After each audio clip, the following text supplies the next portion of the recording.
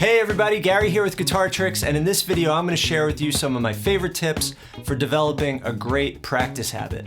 So many people have a hard time with practicing because they either don't know what to do, what direction to go in, they get frustrated with lack of progress, they start to feel fatigue, they have a hard time building it into their schedule. So I'm going to give you some tips for all of that, but before I do, please go ahead and click subscribe so that you get all the latest and greatest content from Guitar Tricks. Alright, so tip number one, prepare your space. You want to have a dedicated practice area that invites you to pick up the guitar and play at all times. If possible, this area should only be used for practicing. It's your practice area. So what should it have? Well, it should have a stand with your guitar out.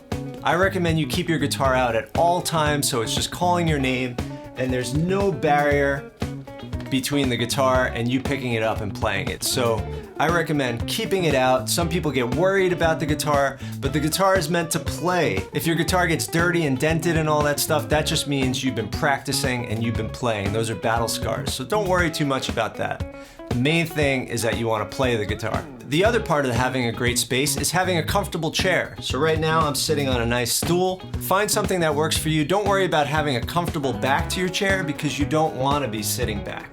You want to have that active, straight back when you're playing. So you just want to make sure under your bottom is comfortable and that you can maintain a comfortable posture. Now, another thing about avoiding fatigue and maintaining a comfortable posture is always having your strap hooked onto your guitar so that when you're sitting and standing, so here I am sitting, when I stand, there's no difference. It's the exact same position. And this is great because making the transition from standing and seating will feel exactly the same. So I keep the strap on even when I'm practicing, because if I don't, what ends up happening is this whole thing where it's down on your leg and you lean over. So you want to bring the guitar to you. You want to maintain that neutral position. What else? You want to have all of your tools in your practice space. I've got my music stand right here, and if I'm learning from my cell phone, sometimes when I'm not thinking, I've got it on my knee and I'm looking down like that. I can put that cell phone right on my music stand, lift it up. If you have a computer, if you have a desk next to it, you can put your computer on the desk, but this way the screen is still standing straight up. Any music that you might be working on, all your tools of the trade, your metronome, your tuner, a capo if you're using one. I don't have my capo on here right now, but I should. Number two, keep a practice journal. Just keep this on your music stand, keep it on your desk. And before any session, write down, what is my goal for today? Always keep track of your goals. Maybe you have a goal for the week. My goal for this week is to learn, I was learning a jazz standard. So it says, Autumn Leaves, learn Autumn Leaves, goals for my jazz playing. Fluency with tunes, priority over technique. So knowing the tunes over studying the technique is just like a mental shift. Memorize 2-5-1s in all keys through the circle of fifths. Whatever it is. I have my goals. You should have your goals. What are you trying to accomplish? Keep list of your repertoire. What song am I working on right now? What songs do I know? What do I aim to accomplish by the end of this hour? So just take a couple minutes to write down what that's going to be. And then as you're going, take notes of what's going on. Let's say you're working on how to play something at a certain speed, and you're using your metronome and you're able to play it at 80 beats per minute without any mistakes, but anything more than that is too fast. Well, take note of that. On April 15th, I was able to play such and such a riff at 80 beats per minute and it felt really comfortable. And this is going to allow you to track your progress over time. And by seeing that, you're going to know, you're going to get the confidence, all right, I'm getting better, I'm getting there. If you're not tracking anything, it always feels like you're just not moving forward. And then at the end of your session, write down any thoughts like, okay, here's what I discovered today, here's what really worked, here's what I want to work on next time. The third tip is to start your practice session with something that really makes you feel good and warms up the fingers and gets you feeling centered. So some people have a warm-up routine. That's never been my thing, but what I like to do as a warm-up is just play something I'm really comfortable with that's not too hard on the fingers. I don't like to go too hard too soon, just to loosen everything up and get me feeling good.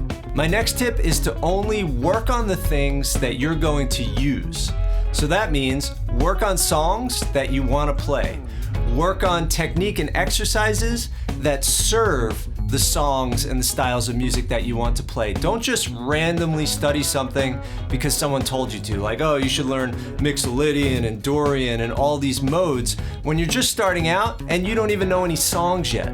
So only work on what you're going to use. If you have local friends that you could play with, find out what songs they all want to play. See if you guys could agree on some repertoire. If they want to jam, see what kinds of things you might jam on and what kinds of techniques might help for you to jam. So you always want to make sure that the things you're studying excite you and engage you. Don't feel pressure to work on things that seem unrelated and you're not sure what to do with them. That doesn't make sense. My next tip is to make sure you're not putting all your eggs in one basket. So I've met so many players that come to me and they know all about one aspect of playing guitar. Like maybe they're really fluent with playing super fast riffs, but they could barely play C to G to A minor. So you could think of those baskets as categories. So one basket is repertoire. If you can only practice one thing, practice repertoire, the songs. And the reason for that is everything is contained in the songs. We can learn a song and then we could analyze the context of that song. What's the theory behind it? What key is it in? What scales are used in the song? What chords are used in this song? What are the specific techniques? Let me see if I could do something else with that technique. So repertoire is at the top of the list of what you should be working on. You should always be working on a song. Now there are other categories that are subcategories, like just technique by itself. Let's say you want to learn about fingerstyle. You might study specific fingerstyle patterns just to kind of get a basis, or you could just learn songs that have those patterns, and both could be good for you. The other thing is theory, but again, we can analyze the song to discover the theory. And another thing is ear training. And the best way to train your ear is to learn songs you love by ear. So again, all these things are contained in the song, but you could also study them separately.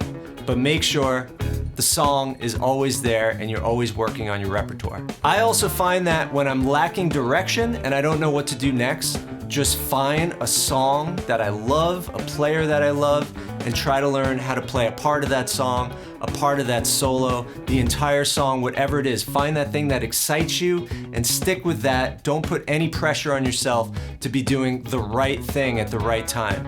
Go for the thing that you're excited about. My next tip is to build your practicing into your daily routine. See if you could find the same time every day, every week, however amount of time that you're able to spend on guitar.